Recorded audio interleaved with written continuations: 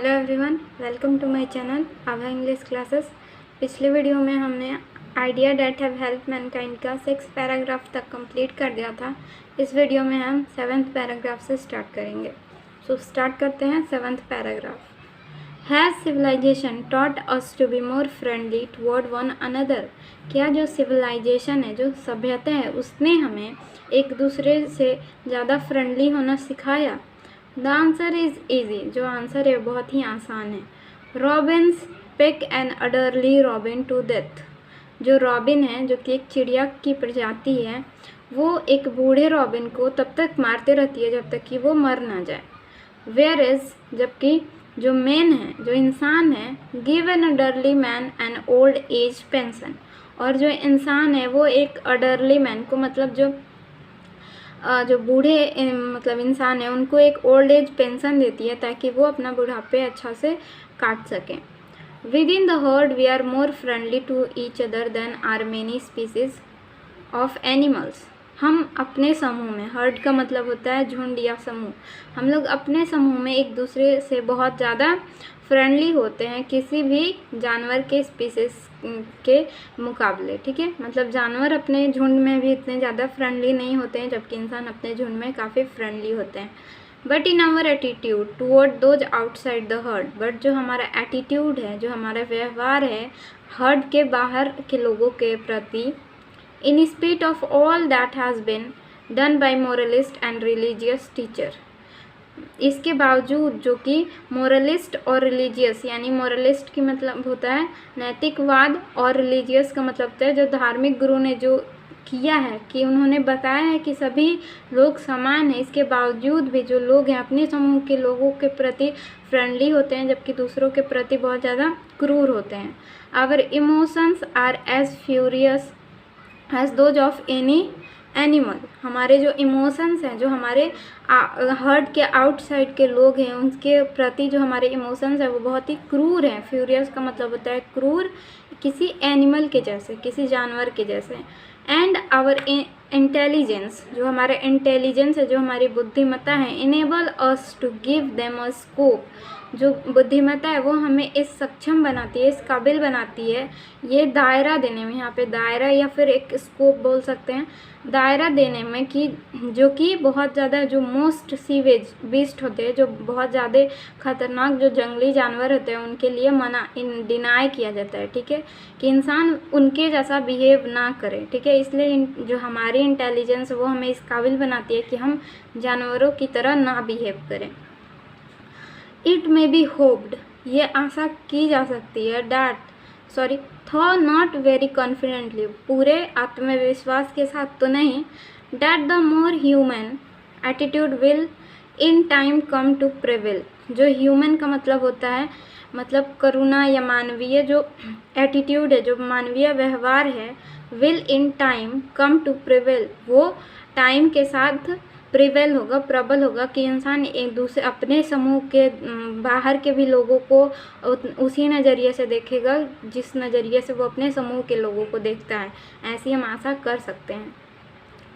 But so far the omens are not very propitious. But so far, लेकिन omens का मतलब होता है लक्षण या फिर शकुन बोल सकते हैं, लेकिन जो लक्षण है वो मतलब अनुकूल नहीं दिखाई। प्रोस्पिशियस का मतलब होता है अनुकूल, लेकिन ऐसा लगता नहीं है। ठीक है, ये इसको अचीव करना बहुत ही अभी दूर है। All this different element must be bore in mind in considering what idea have done most to help mankind. और इन सभी अलग अलग एलिमेंट तत्वों को ध्यान में रखते हुए हमें ये सोचना चाहिए कि किन आइडियाज़ ने, किन विचारों ने जो मानव जाति है उनकी सबसे ज़्यादा हेल्प की। The idea with which we shall be concern may be broadly divided into 2 kinds. जो आइडिया हैं, जो कि हमें सबसे ज़्यादा, हमें उसके बारे में सोचना चाहिए, हमें उसकी चिंता करनी चाहिए, उसको हम 2 भागों में डिवाइड कर सकते हैं, 2 प्रकारों में डिवाइड कर सकते हैं।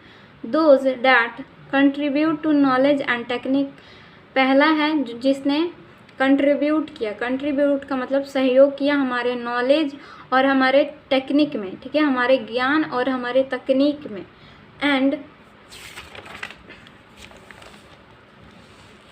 And those that are concern with moral and politics. और जो सेकंड काइंड है वो हो जाएगा कि जिसने हमारे मोरल्स और पॉलिटिक्स के बारे में कंसर्न किया, सोचा या चिंता की। ठीक है, मोरल्स यानी नैतिक और पॉलिटिक्स मतलब राजनीति।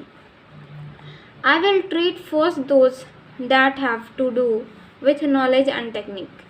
सबसे पहले मैं फर्स्ट के मतलब जो पहला जो हमारा जो काइंड है, जो पहला प्रकार है, उससे मैं ट्रीट करूँगी, उसको मैं देखना चाहूँगी। ठीक है, जो कि है नॉलेज एंड टेक्निक। ठीक है, यानी ज्ञान और टेक्निक, किन आइडियाज़ ने हमें हमारे जो नॉलेज है उसको बढ़ाया, हमारी टेक्निक को आगे बढ़ाया।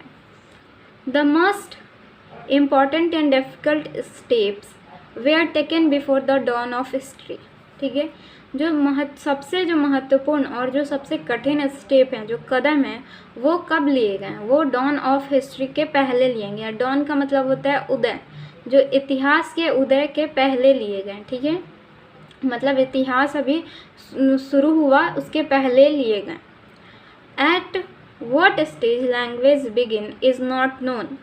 किस स्टेज पे, ठीक है, किस पड़ाव पे जो लैंग्वेज है, जो भाषा है, वो कब शुरू हुआ ये नहीं पता है। But we may be pretty certain that it begin very gradually. लेकिन हम ये बहुत ज़्यादा प्रिटी सर्टेन है, मतलब हम बहुत ही कंफर्म है कि जो भाषा है वो बहुत ही धीरे धीरे ग्रेजुअली विकसित हुआ। Without it would have been very difficult to hand on from generation to generation the inventions and discoveries that were gradually made। बिना भाषा के, ठीक है, ये बहुत ही डिफ़िकल्ट होता कि एक जो हमारे जो डिस्कवरीज और जो इन्वेंशन का मतलब होता है आविष्कार, एंड डिस्कवरीज का मतलब होता है खोज। ठीक है, जो इन्वेंशंस और जो खोज हुए हैं उनको एक पीढ़ी से दूसरी पीढ़ी को सौंपना या बताना बिना भाषा के बहुत ही कठिन होता, जो कि धीरे धीरे बने थे। अनदर ग्रेट स्टेप विच में हैव कम आइदर बिफोर और after the beginning of language. और जो दूसरा सबसे जो महान जो स्टेप है, जो कदम है, वो या तो पहले या फिर बाद में आया होगा लैंग्वेज के। Was the utilization of fire, जो कि है फायर का utilization. I suppose that at first fire was chiefly use to keep away wild beast while our ancestor slept. मैं ये सपोज करती हूँ, मैं ये मानती हूँ कि जो फायर है वो सबसे मुख्य रूप से कब यूज़ हुआ होगा, तो मुख्य रूप से वो जो जंगली जानवर हैं उनको दूर भगाने के लिए किया गया होगा, जब हमारे एंसेस्टर, जो हमारे पूर्वज है, जब वो सोते होंगे। But the warmth must have been found agreeable, लेकिन जो उसकी गर्मी है वो ज़रूर से उनको आरामदायक लगी होगी। ठीक है, क्योंकि ठंड की मौसम होगी तो उनको दो काम हो जाता था होगा उनका आग से, एक उनसे जानवर भी दूर हो जाते होंगे और गर्मी भी उनको मिल जाती होगी। प्रिजम्पली on some occasion a child got scolded for throwing the meat into the fire। प्रिजम्बली का मतलब होता है, ऐसा माना जा सकता है कि कुछ ओकेज़न पे जब बच्चे को डांटा जाता होगा, स्कॉल्डेड का मतलब होता है डांटना, स्कॉल्डेड बच्चे को डांटा जाता होगा फॉर थ्रोइंग मीट। ठीक है, मीट को फेंकने के लिए, इनटू द फायर, आग में फेंकने के लिए, जब कोई बच्चा मीट को आग में फेंक देता होगा तो उसको डांटा जाता होगा। But when it was taken out was found to be much better. लेकिन जब उस मीट को बाहर निकाला जाता होगा तो वो उसको खाने में वो ज़्यादा अच्छा लगा होगा। And so the long history of cookery began. और इस तरह जो कुकरी यानी खाने पकाने का जो सिलसिला है वो इस तरह शुरू हुआ। नेक्स्ट 11 देखते हैं। The taming of domestic animals specially the cow and sheep. जो टेमिंग का मतलब होता है उसको पालतू बनाना या फिर अपने वश में करना। ठीक है, जो टेमिंग ऑफ डोमेस्टिक एनिमल्स हैं, जो घरेलू जो जानवर हैं, ठीक है, उनको टेमिंग करना यानी अपने वश में करना। Specially the cow and sheep, जो गाय और जो भेड़े हैं उनको must have made life much pleasanter and more secure.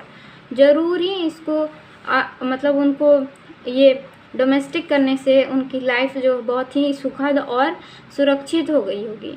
Some anthropologist have an attractive theory that they utilized to domestic animal was not foreseen। जो ये एंथ्रोपोलॉजिस्ट का मतलब होता है मानव वैज्ञानिक, ठीक है, जो मानव पे शोध करते हैं उनको एंथ्रोपोलॉजिस्ट बोलते हैं।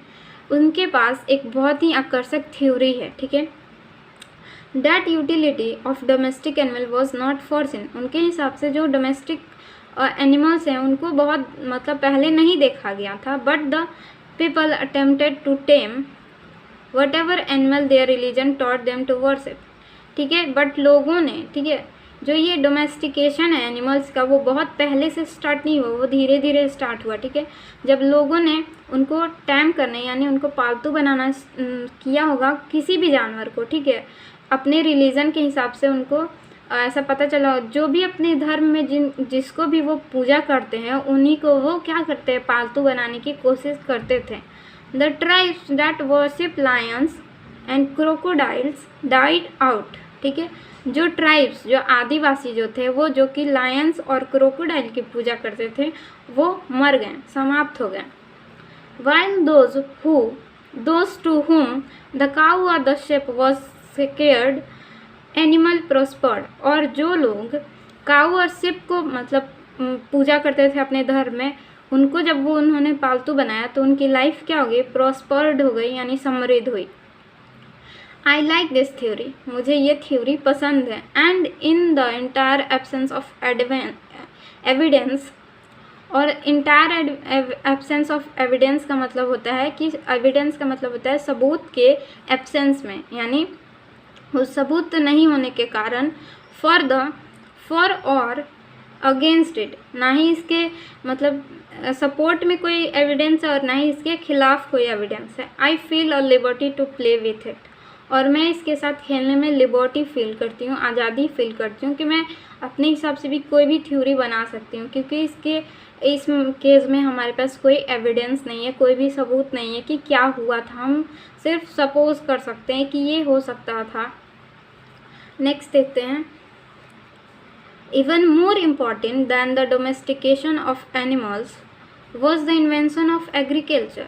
ठीक है, डोमेस्टिकेशन यानी किसी जानवर को मतलब जानवर को पालतू बनाने से भी ज़्यादा इम्पॉर्टेंट था एग्रीकल्चर का इन्वेंशन। ठीक है, यानी खेती का जो आविष्कार था वो सबसे ज़्यादा इम्पॉर्टेंट था। Which however introduced blood thirsty practices into religion.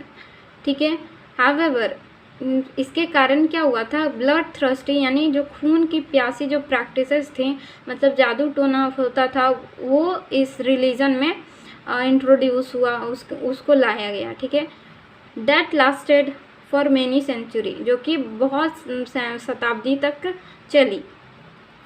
Fertility rites tended to involve human sacrifice and cannibalism. जो fertility rights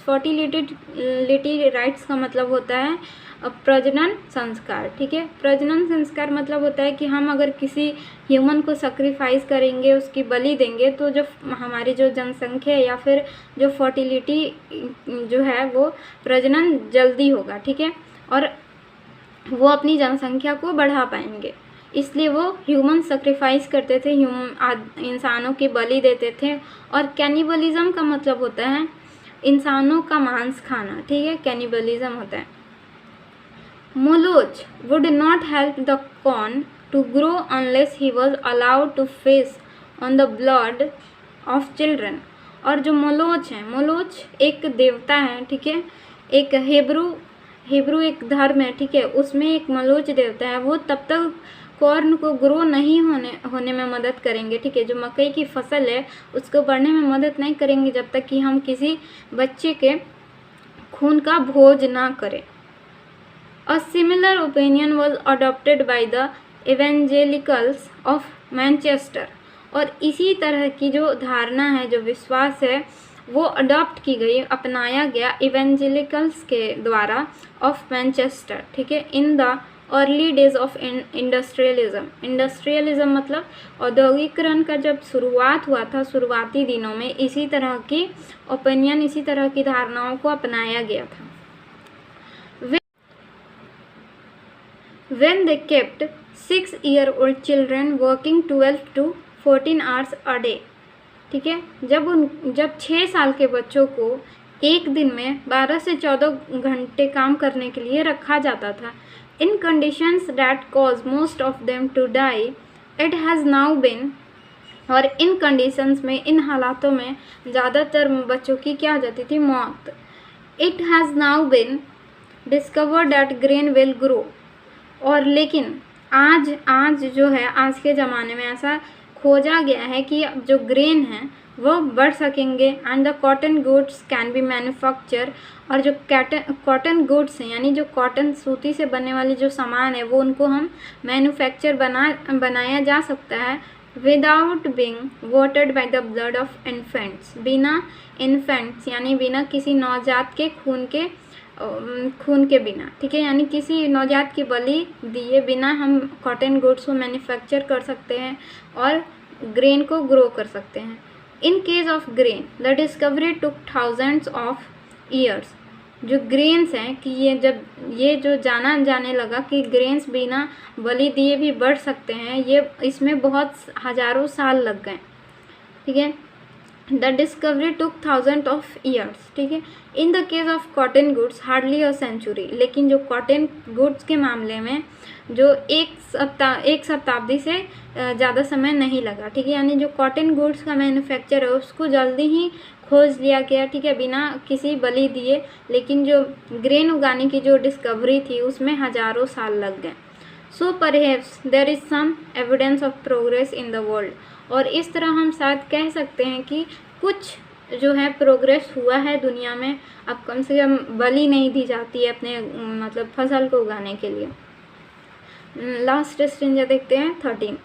the last of the great pre historic invention was the art of writing, और जो सबसे महान जो pre historic यानी history को 3 भागों में डिवाइड किया गया है, उसमें जो फर्स्ट है प्री हिस्टोरिक, उसी में इन्वेंशन किया गया था आर्ट ऑफ राइटिंग, यानी लिखने की जो कला है उसका इन्वेंशन, उसका आविष्कार किया गया, जो कि बहुत ही महान इन्वेंशन है। Which was indeed a pre requisite of history, जिसको मतलब जिसकी ज़रूरत हमें हिस्ट्री का आधार रखने के लिए सबसे ज़्यादा इम्पॉर्टेंट था, ठीक है, जिसकी ज़रूरत हमें हिस्ट्री का आधार रखने के लिए ज़रूरत थी। मतलब हम बिना लिखे किसी मतलब इतिहास को हम नहीं रख सकते थे, इसलिए हमारे लिए जो राइटिंग है वो बहुत ही इम्पॉर्टेंट है, उससे हमें पता चला कि हमारे इतिहास में क्या हुआ था। Writing like speech develop gradually, जो कि स्पीच है, ठीक है, जो भाषण है उसकी जो राइटिंग हुई वो बहुत ही धीरे धीरे विकसित हुई, and in the form of pictures design to convey a message, it was probably as old as speech. और जो पिक्चर डिज़ाइन है जिससे कि कोई मैसेज दिया जाता होगा वो भी स्पीच जितना ही पुराना होगा। मतलब जब स्पीच लिखना कोई सीखा होगा, जैसे डेवलप हो गया, वैसे ही जो पिक्चर्स के द्वारा अपने जो विचार हैं या फिर जो अपने मन की भावनाएं हैं उसको व्यक्त करने की जो मतलब ऐसी प्रणाली होगी, वो भी स्पीच की जितनी ही टाइम उसको भी लगा होगा विकसित होने में। But from pictures to syllable writing and thence to alphabet was a very slow evolution. और जो पिक्चर्स से जो राइटिंग होती थी उसके बाद जो अल्फ़ाबेट, ठीक है, अल्फ़ाबेट की जो खोज हुई बहुत ही स्लो था, ठीक है, उसकी खोज बहुत ही धीरे से हुई, मतलब बहुत बाद में हुई। In China the last step was never taken, और चाइना में इस स्टेप को कभी भी नहीं लिया गया, यानी राइटिंग के स्टेप को कभी नहीं लिया गया, ठीक है। आई होप यहाँ तक आपको समझ में आ गया होगा। ये चैप्टर आज ख़त्म हो गया। नेक्स्ट वीडियो में हम इसका क्वेश्चन आंसर एंड समरी देख लेंगे। So if you like the video, please subscribe the channel and share the video. Thank you for watching.